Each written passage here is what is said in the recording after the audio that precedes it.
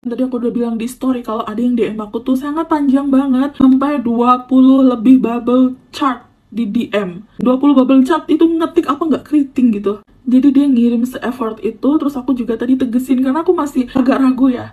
Ini cerita bener gak sih? Beneran gak sih terjadi gitu? Terus dia sampai cariin kayak bukti-bukti diagnosisnya dia, dan pokoknya kita ambil pelajarannya, terutama untuk kamu yang dari kecil kurang kasih sayang dari keluarga kamu.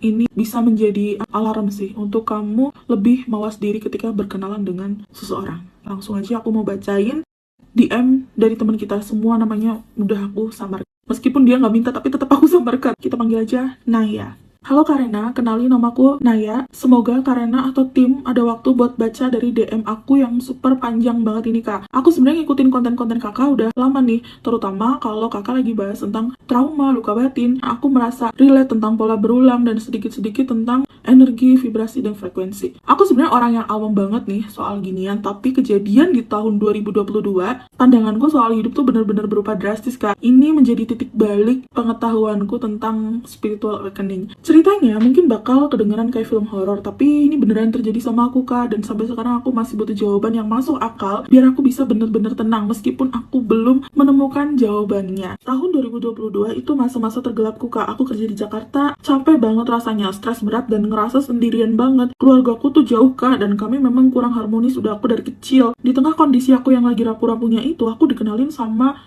cowok namanya Dion, sama temen aku. Dion ini beda banget kak, dia tenang, dewasa, mapan, dan perhatiannya juga luar biasa sama aku. Kalau aku lagi nangis atau panik sama kerjaan atau tentang masalah pribadi, dia tuh tahu banget kak gimana caranya bikin aku tenang. Dalam 3 bulan kami jadian, dan aku ngerasa beruntung banget bisa sama dia. Aku juga bergantung banget kak sama dia. Dia tahu semua ceritaku, trauma masa kecilku, ketakutanku, semuanya. Waktu itu aku mikir, wah, akhirnya Tuhan tuh kirim aku orang yang benar-benar bisa ngertiin aku ya. Masuk bulan keempat, Dion ngajak aku ke Jawa Tengah buat ketemu orang tuanya. Katanya orang tuanya pengen banget nih kak kenal sama aku. Namanya orang lagi kasmaran ya kak. Aku iyain aja tanpa curiga sedikit pun. Kami berangkat naik mobil dia. Jalanannya lumayan jauh sampai masuk ke daerah yang sepi banget. Kanan kirinya kebun jati. Aduh aku tahu lagi kayaknya. Akhirnya kami sampai di satu rumah tua yang gede banget tapi terawat sangat rapi. Ada bau melati samar-samar, dan Dion bilang memang ibunya suka pakai dupa dan wewangian tradisional.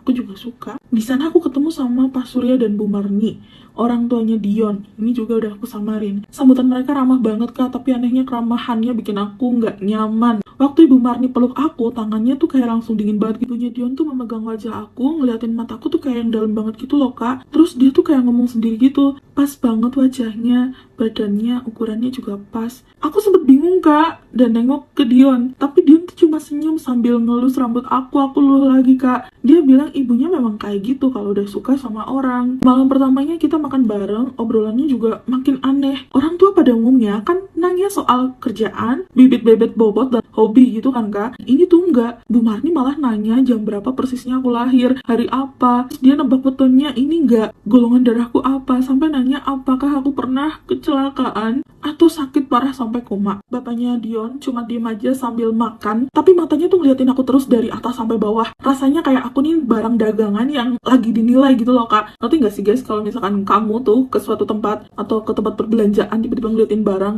kamu tuh ngincer barang itu, pasti kamu ngeliatinnya beda kan? Nah ini tuh kayak gitu dia ceritanya. Terus ada satu kamar di lantai 2, pas aku lagi diajakin room tour untuk diajak ke kamar tempat aku tidur. Waktu aku iseng nanya ke Dion, itu kenapa?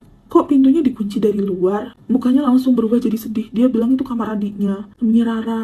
Adiknya meninggal 5 tahun lalu karena sakit misterius dan ibunya belum ikhlas. Jadi kamarnya kayak biarin gitu aja loh kak. Waktu denger itu aku tuh kayak ikutan sedih, iba. Aku jadi kasihan dan mikir mungkin itu alasan kenapa bomarnya agak aneh ke aku. Tapi rasa kasihanku pelan-pelan berubah jadi ketakutan yang luar biasa. Semua berawal dari teh herbal racikan Ibu Marni, yang mana dia tiap malam selalu buatin untuk aku, dan itu tuh dibuat dalam keadaan hangat. Aku tuh harus minumnya pas lagi keadaan hangat. Katanya itu resep turun-temurun kak, biar bobonya nyenyak, biar sehat, karena dia tahu dari Dion kalau aku suka begadang. Aku tuh insomnia banget kak. Nah setelah minum teh itu, hari-hariku malahan mulai kerasa jadi gak nyata kak.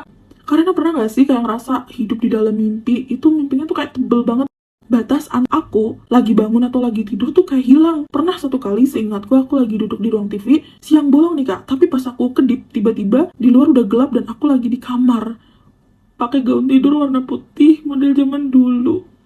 Aku agak creepy. Padahal aku nggak bawa baju kayak gitu Kak, dan aku nggak punya baju kayak gitu. Belakangan aku baru tahu ternyata itu baju dari adiknya Dion, si Rara yang udah meninggal. Yang paling horor, kadang aku ngerasa badanku tuh jalan sendiri Kak, tapi akunya cuma bisa nonton dari luar. Aku merinding guys, kayak nyawaku tuh kayak lagi dicopot sementara. Copot, buset bahasanya. Aku pernah ngeliat badanku sendiri lagi duduk di meja makan, disuapin sama Bu Marni, dan Bu Marni manggil badanku tuh dengan sebutan Rara. Aku kayak mau teriak gitu Kak, mau lari, tapi badanku tuh kaku banget kayak pas kita lagi ketindihan.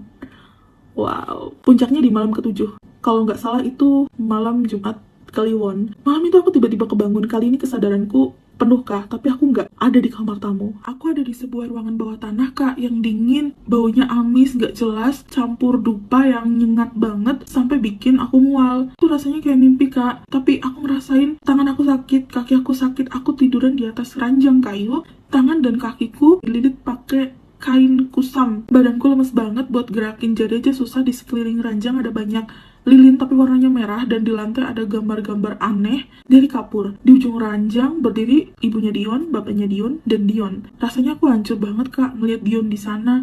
Cowok yang aku pikir malaikat penolongku, malah dia diem aja natap aku pakai tatapan yang dingin dan kosong. Bawa semacam kayak boneka Kak, bonekanya kayak boneka kayu, tapi di situ aku tuh langsung takut banget dan nangis sekenceng-kencengnya. Lalu aku tanya, Dion ini apa? Tolongin aku, tolong. Dion maju, tapi suaranya tuh kayak beda banget Kak, nggak kayak biasanya. Biasanya kan hangat, terus lembut, tapi sekarang tuh kayak dingin banget. Dia cuma bilang, maafin aku Nay, tapi dari awal aku cuma cari orang yang tanggal lahirnya dan rasa sedihnya sama persis kayak adik aku. Tubuh adik aku udah hancur di tanah, tapi dia butuh tempat buat pulang. Badan aku nggak cocok, ibu dan bapak juga enggak. Kamu itu ada yang paling pas, Nay. Kamu gak bakal kerasa sakit lama kok. Habis ini kamu bakal tidur terus. Dan Rara bisa hidup lagi pakai badan kamu. Oh my god, Frey. Saat itu tuh aku rasanya kayak mimpi Kak. Aku gak nyangka banget. Gak mungkin Dion setega itu sama aku. Di sisi lain aku tuh sadar ternyata semua perhatian Dion selama ini cuma buat nyari kelemahan aku. Dia tahu aku lagi hancur. Dia tahu aku kesepian. Aku ngerasa gak berharga karena aku dari keluarga juga ngerasa dibuang. Aku gak lebih dari sekedar cuma rumah kosong bagi dia yang dipaksa untuk rumah arwah adiknya. Entah arwah atau apa, aku juga masih gak ngerti Kak. Dan Ibu Marni mulai komat kamit pakai bahasa yang aneh, tapi aku gak ngerti artinya apa. Yang jelas cepet banget Pak Surya mulai mukul gong, tapi kecil, tapi suaranya bikin telingaku tuh sakit dan dadaku tuh kayak sesak napas.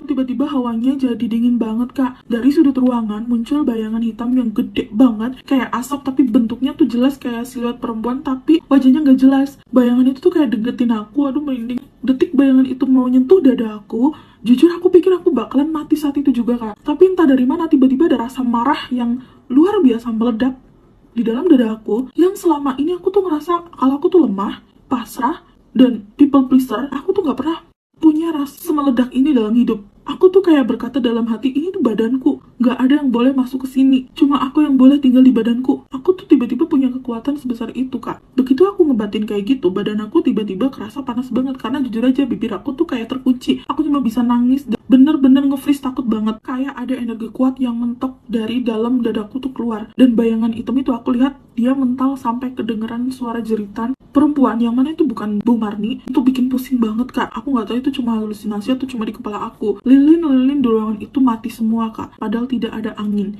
Ibunya Dion kepental sampai dia muntah darah. Pak Surya dan Dion tutup kuping dan nutup mata sambil teriak kesakitan. Kelumpuhan badanku saat itu hilang. Di tengah ruangan yang gelap gulita itu, aku langsung narik paksa kain yang ngelilit tanganku. Aku langsung lari sekenceng-kencengnya ke arah tangga. Aku dobrak pintu apa aja yang ada di depanku, aku tabrak sampai aku tembus ke pintu belakang rumah. Aku lari ke hutan jati di belakang rumah mereka. Itu gelap banget Kak. Aku nyeker, kakiku luka, kena batu, kena duri, tapi aku nggak peduli Kak. Aku taunya aku harus lari sekencang-kencangnya, dan aku nggak berhenti nangis Kak. kayak merasa tuh dikejar sesuatu gitu, padahal nggak ada. Aku ngeliat ke belakang nggak ada, tapi rasanya tuh aku takut banget dan menyebut semua doa yang aku hafal. Aku ngerti banget sih rasanya kayak gimana. Setelah lama banget lari, aku akhirnya nemu jalan aspal, ada truk sayur lewat di situ. Aku langsung nekat cegat di tengah jalan. Sopirnya kaget banget ngeliat kondisiku yang berantakan, pakai gaun zaman dulu dan berdarah-darah. Sama bapak sopir itu aku langsung dibawa ke kantor polisi. Awalnya sopir itu kaget, dikiranya aku hantu, Kak. Di kantor polisi aku nangis histeris, aku cuma bisa nangis histeris sebelum aku bisa cerita semuanya. Siangnya polisi nemenin aku buat balik ke rumah itu lagi, yang mana sebenarnya aku takut banget, tapi aku dikawal sama banyak polisi untuk mengambil barang-barangku dan untuk menggerebek mereka niatnya. Tapi pas sampai di sana, Kak, rumah itu tuh ternyata kosong melompong, tapi seolah-olah baru aja ditinggal, pindahan yang buru-buru gitu loh, Kak. Gak ada perabotan mewah, gak ada dupa, gak ada sisa-sisa sesajen di ruang bawah tanah. Ruang bawah tanahnya cuma isi kardus-kardus doang. Kata tetangga yang rumahnya agak jauh dari situ, keluarga Dion itu baru aja sewa rumah itu sekitar semingguan. Baru banget dong.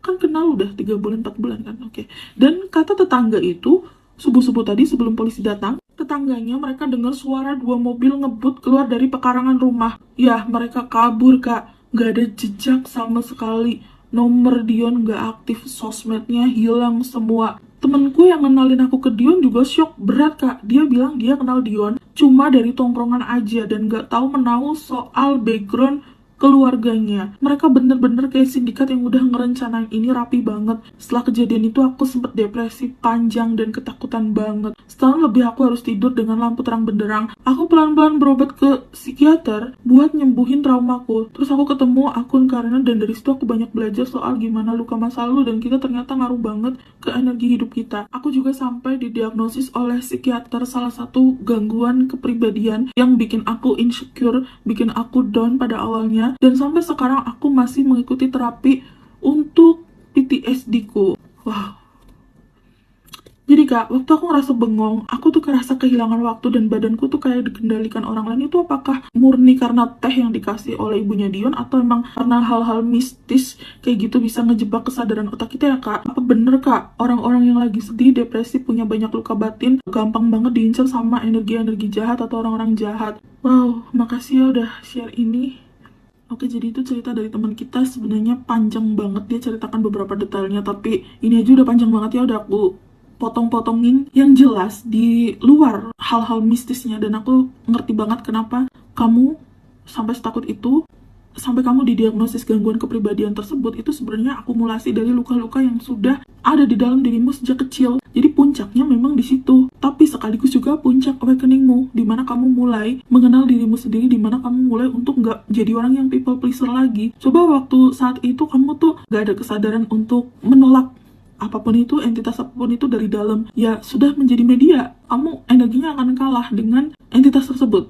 Itu jelas banget ada manipulasi yang udah terstruktur sangat rapih ya. Jadi memang untuk orang-orang yang dari kecil kurang kasih sayang, dia pasti saat gede otomatis akan haus kasih sayang. Ketika dia selalu kelaparan, lalu kemudian dia dikasih makanan, dia pasti ingin makanan itu terus. Ternyata makanan enak ya, ternyata makanan bikin kenyang ya. Itu pun yang terjadi di kamu. Kenapa kamu bisa menilai Dion ini secepat itu dan bisa jatuh cinta, lalu jadian, lalu percaya dengan waktu secepat itu tanpa kamu cari tahu backgroundnya terlebih dahulu. Jadi ada boundaries yang dilanggar di awal nih sebenarnya. Lalu menurut aku kemungkinan besar di dalam teh itu tuh kayak ada zat psikoaktif atau kayak halusinogen dengan dosis yang mungkin rendah diminum secara rutin oleh kamu. Efeknya tuh bisa menidurkan prefrontal cortex atau bagian otak logis kamu. Jadi mungkin itu yang bikin kamu tuh ngerasa kesadarannya dicabut dari tubuh fisik kamu biar kamu gak merasakan sakitnya. Semangat, lanjutin terapinya. Kalau misalkan kamu masih minum obat, gak apa-apa minum obat. Coba untuk belajar letting go, meskipun itu gak mudah. Coba untuk menata kembali diri kamu saat ini. Semua yang udah kamu lewati itu kamu tetap utuh. Ya,